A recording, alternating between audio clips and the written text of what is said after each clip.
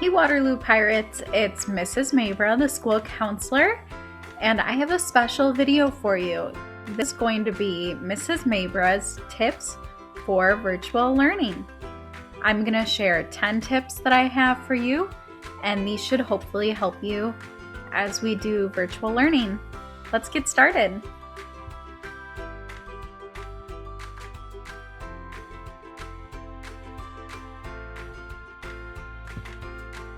So my first tip is to create and follow a schedule. If you've been following me on Google Classroom, you know that I have created an example of a schedule that you can follow. So I'm going to show you that right now really quickly. And then if you wanted to see the full video, you could go to my Google Classroom. Here is an example of a schedule. So if you look, I have everything color coordinated for you. So I have times for you to have some free choice, even recess, and definitely time to complete your math work. I have a full hour for math, full hour for reading and writing. And so this is just one example of schedule, but you need to make sure that from around 8 to 3, you need to make sure that you have a schedule and that you're following it so that you can do the best that you can do. If you would like more information on that, check out my Google Classroom. I have the examples in both English and Spanish, and also a blank copy in case you would like to make your own.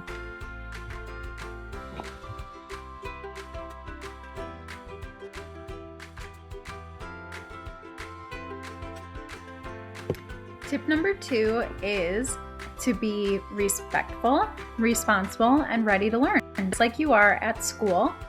And I even created some examples of expectations that you can be following while you're doing virtual learning. So let's check it out.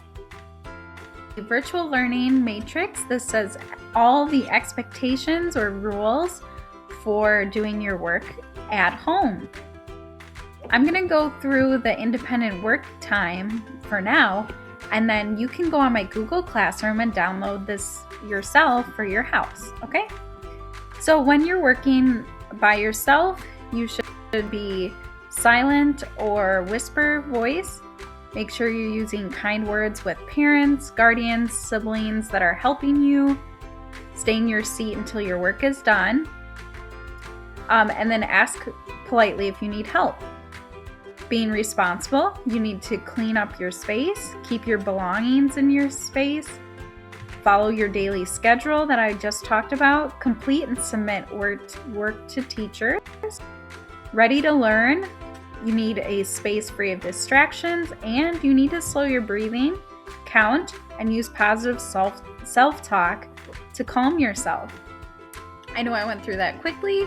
Head to my Google Classroom where you can download a copy, and I also have a blank copy in case your parents want to create different rules and expectations for you.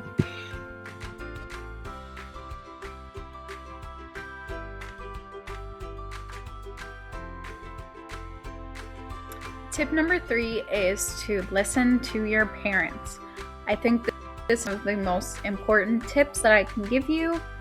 Your parents, they are trying to help you. They're giving advice to you, and you listen to them. If they're telling you to do work, you don't argue. That's not being respectful. So make sure that you're being just as respectful to them as your teachers, and make sure to listen to all that they have to say.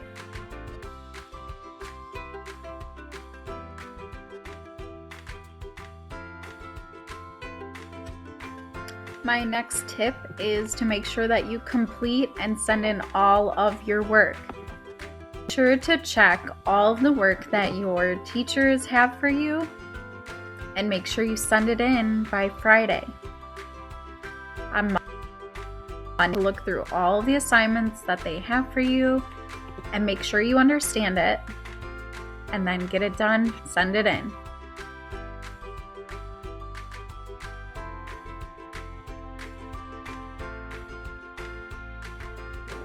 Tip number 5 is teachers for Google Meet. There's a reason why your teachers have Google Meet every week. They want to see you. They want to talk with you. They want to help you with any questions you have. It's really helpful also because then you can learn from them. They'll teach the lesson to you. And it's just great for you to talk to someone different. You're probably talking to a lot of the same people these days. So try to talk with one of your teachers and join them for Google Meet, okay?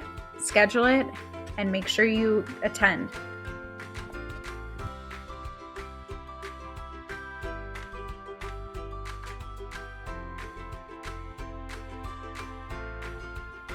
My tip number 6 is to ask for help.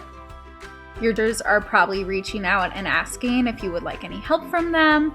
Make sure that you do get help from them. They're here to explain any assignments to you. They can meet with you on Google Meet one-on-one to go through some examples. They're here for you. So you need to make sure that you're asking for help and take the help when it's offered to you, okay? That's my next tip.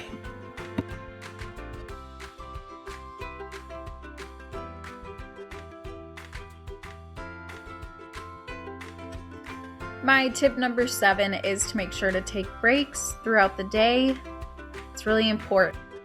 Then you can be ready to learn in the green zone. You want to make sure that you take short breaks and that you also schedule longer breaks for lunch and recess and some free choice, okay? So that's my next tip, is to take breaks.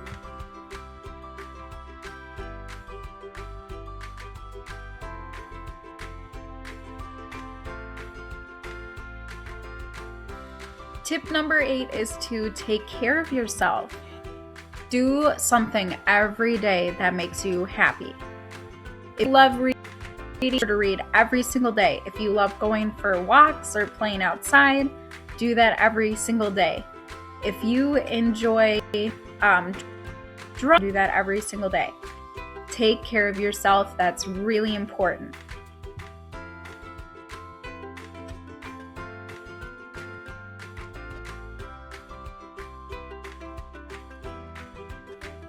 My next tip is to make sure that you are staying healthy. So make sure that you're asleep, you're exercising, getting some healthy foods in your diet, and making sure that you're staying home.